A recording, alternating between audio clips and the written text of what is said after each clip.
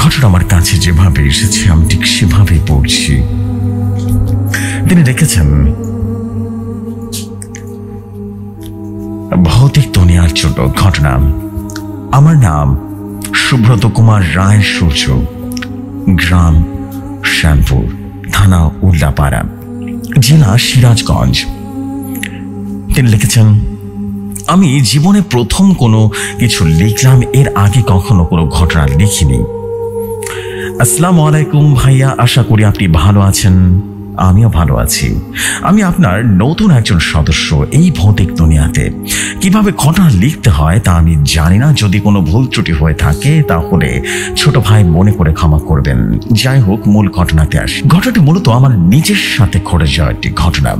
আমি একজন পেশাদার ফুটবল প্লেয়ার ছিলাম। আমি সব ভূত প্রেত, অশরীরী জিন এসব বিশ্বাস করতাম না, কিন্তু এক রাতে আমার সাথে যা হয় তা আমি ভাবতেও পারিনি। তখন ছিল 2022 সালের রোজার। আমি একটা শপিং মলে কাজ করতাম। শপিং মলটি ছিল উল্লাপাড়া শহরের। সেখান থেকে আমার বাসা প্রায় 3 কিলোমিটার হবে। রাত তখন 1টার মতো বাজে। আমি যেখানে কাজ করতাম ওখান থেকে আমি কাজ শেষ করে বাসার উদ্দেশ্যে রওনা দিলাম। উল্লাপাড়া থেকে আমার বাসায় আসতে মাত্র 15 টাকা ভাড়া লাগে, কিন্তু রাত বেশি হওয়ার কারণে বেশি টাকা ভাড়া চায়। আমার কাছে বেশি টাকা না থাকায় আমি চিন্তা করি আমি হেঁটে বাসায় যাব। আর আমি একটা মিনিট কার্ড কিনে ফোনে রিচার্জ করে আমার গার্লফ্রেন্ডকে কল দিয়ে বলতে বলতে ফোনের লাইট অন করে হাঁটা শুরু করলাম। অনেকক্ষণ হাঁটার পর আমি দেখতে পাই বিশাল একটা কালো সাপ। এমন সাপ আমি আগে কখনো দেখিনি। রাস্তার এ পাশ থেকে ও পাশে চলে যাচ্ছে, কিন্তু সাপের মাথা কিংবা লেজ কোনোটাই যেন দেখা যাচ্ছে না, এতটাই বিশাল ছিল সে সাপ। আমি তখন আমার গার্লফ্রেন্ডকে বললাম যে আমি সব দেখছি, কিন্তু আমার গার্লফ্রেন্ড কথাটা কানে না নিয়ে বলল, তুমি তাড়াতাড়ি বাসায় যাও, বাসায় যাও। কিন্তু সাপ কোনোভাবেই যেন নড়ছে না, কিছুতেই যেন কিছু করছে না। কিন্তু আমার মনে অনেক বেশি ভয় জন্মাতে শুরু করলো। আমি কোনো কথা না বলে চুপ করে বসে আছি। ওই সাপ থেকে তাও 8 থেকে 10 হাত দূরে হবে। প্রায় 30 মিনিট পর আস্তে আস্তে চলে যায় সাপটি। আমি তাড়াতাড়ি করে ওইখান থেকে চলে আসি, কিন্তু কিছুক্ষণ আসার পর যা দেখি তা অনেক বেশি ভয়ঙ্কর ছিল।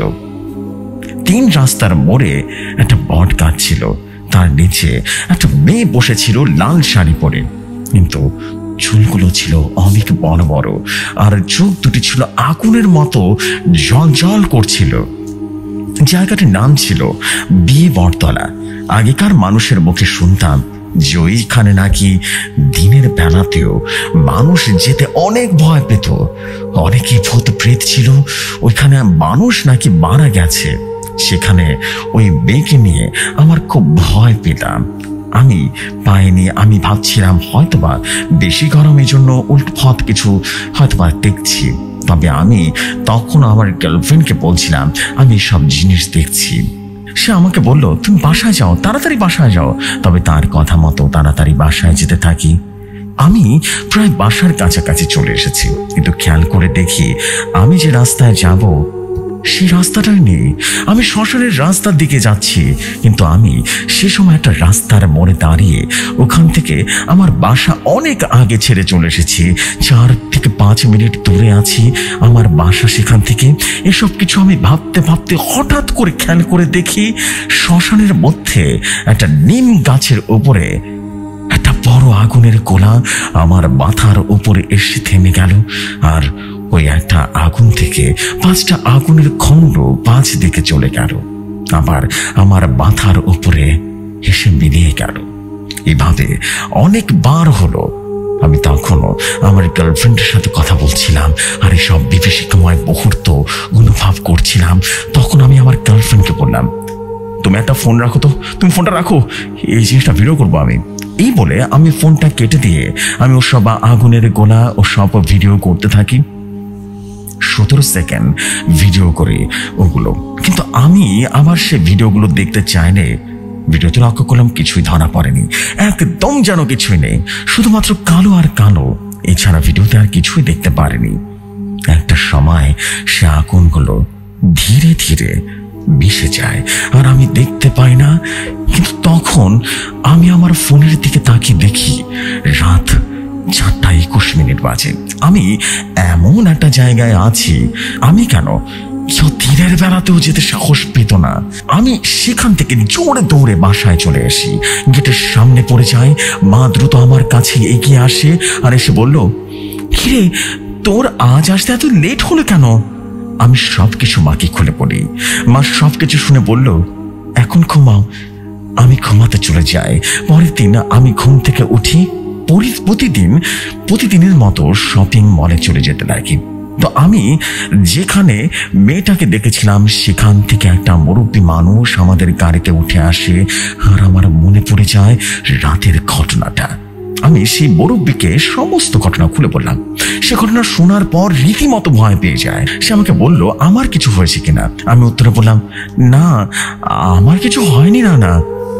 তখন সে বলল, তুমি যেসব দেখেছ সেসব সাধারণ কিছু নয়।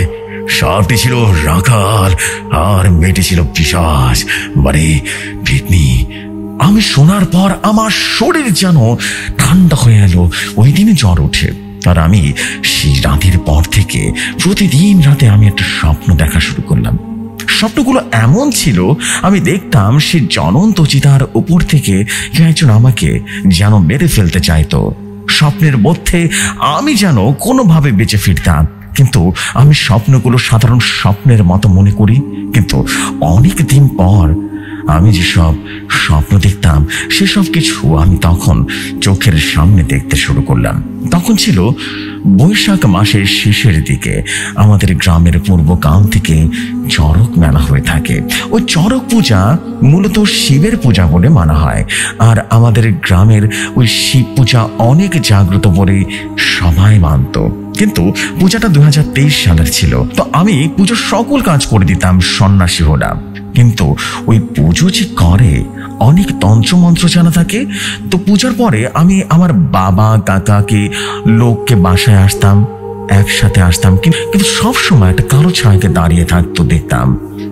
এইটা শুধু আমি একা দেখতাম না, আমার কাকাও দেখতো একটা কালো ছায়া যেন দাঁড়িয়ে আছে। অদ্ভুত ছিল। সে আমাকে সব সময় বলতো, মুক্তি পাওয়ার উপায় বলতে চাইলেন, কিন্তু কিছুতেই সেটা বলেনি। আমি আর এসব কিছু নিতে পারছিলাম না, সেজন্য আমি আমার মাকে সব কথা বলে দিলাম। সে বলল, তুই আমার দাদুর সাথে দেখা কর। আমি সে কথা মতো চলে গেলাম তার কাছে। সেখানে যাওয়ার পর সে আমাকে বলল যে তুমি রাতে আমার সাথে দেখা করো, কেমন? তার কথা মতো আমি দেখা করলাম। সেবার আসলো এবং আসার পর যেসব কথা বলেছে আমি ভাবতেও পারিনি আমার সাথে এমন কিছু হতে পারে। সে আমাকে বলল, তোমার উপরে কালো জাদু করা হয়েছে, বুঝতে পারছো? তাও 2টা জিন দিয়ে কালো জাদু করা হয়েছে, এবং হিন্দু জিন দিয়ে। একটা ছিল মুসলিম জিন, কিন্তু এই হিন্দু জিনটা অনেক শক্তিশালী। আমি বললাম, এসব কাটানোর উপায় কি বলুন না। তখন সে আমাকে বলল, শ্মশানের মাটি লাগবে আর কবরস্থানের মাটি লাগবে, তাও এক পূর্ণিমার রাতে। কিন্তু এই 2টা জিন তোমাকে সেরকম ক্ষতি করতে পারবে না, বুঝতে পেরেছি? তবে আমাদের সেই জিনগুলোকে আয়ত্তে আনতে হবে। উদ্দেশ্য হাসিল করার জন্য এই জিনগুলোকে লেলিয়ে দিয়েছে।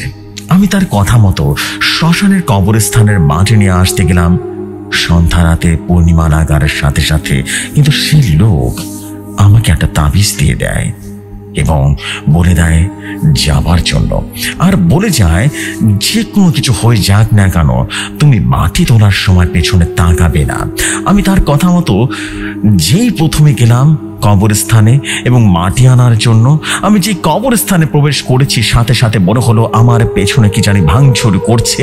আমি মাটি হাতে নিয়ে এক দৌড় দিয়ে আমার বাজারে চলে আসি, আর বাজারে কেউ কিছু জিজ্ঞেস করলে আমি উত্তরে জানাই আমার কাজে আছে, আমি পরে কথা বলবো। বাজার থেকে শ্মশানে চলে যাই। যাওয়ার পরে আমি মাত্র শ্মশানের মাটিটা পা রাখার সাথে সাথে মনে হলো যে মাথার উপরে কালো ছায়া দিয়ে ভরে গেল। আমার মনে হলো অনেক ঝড় বৃষ্টি হবে। সে বাতাস আমি যেন সেইখানে থাকতে পারছি না। সেই মুহূর্তে কি করে বুঝে উঠতে পারছিলাম না। আমি জোর করে বলে উঠলাম, হে ঈশ্বর, আমাকে বাঁচাও, আমাকে শক্তি দান করো, আমাকে শক্তি দান করো। এটা বলে মাটি হাতে নিয়ে আমার চোখ বন্ধ করে একটা দিলাম দৌড়। কিছুক্ষণের মধ্যে বাসায় এসে অজ্ঞান হয়ে পড়ে যায়। আমার 2 হাতে 2 স্থানের মাটি ছিল। আমি সেই সব কিছু নিয়ে সেই তান্ত্রিকের কাছে চলে যাই। তারপর সে সব কিছু ঠিক করে দেয়, কিন্তু আমি তাকে বললাম যে এরকম জঘন্যতম কাজ কে করেছে, আমি কি তাকে জানতে পারি? আমি জানতে চাইলে সে আমাকে বলল, তোর আপন কেউ করেছে, বুঝতে পেরেছিস? আমি বললাম, তার নাম কি? সে আমাকে বলল, নামটি বললে আমার সম্পর্ক কাটাকাটি হয়েছে, বুঝতে পেরেছ? কিন্তু কেন এই কাজ করেছে তা আমি আজও জানি না। তাদের সাথে আমাদের পরিবার এর কেউ কোনো প্রকার সম্পর্ক রাখিনি ঘটনার পর থেকে। তো যাই হোক জেফরি ভাই, আমার ঘটনায় যদি ভুল ত্রুটি হয়ে থাকে তবে ক্ষমা সুন্দর দৃষ্টিতে দেখবেন। এখন অনেক ভালো আছি, এখন এসব দেখি না, আমি একদম সুস্থ আছি। আশা করি ঘটনাটি ভালো লেগেছে। এবং এই ঘটনা থেকে বলবো যে আসলে আপনজনকে বিশ্বাস করা যায় না। সবার থেকে মোটামুটি নিজেকে গুটিয়ে রেখেছি। এই ছিল ঘটনাটি ভালো লাগলে পড়ে শোনাবেন এবং ঘটনাটি কত নম্বর এপিসোডে শেয়ার করবেন অবশ্যই জানাবেন। আমি আমার এলাকার মানুষদেরকে শোনাবো।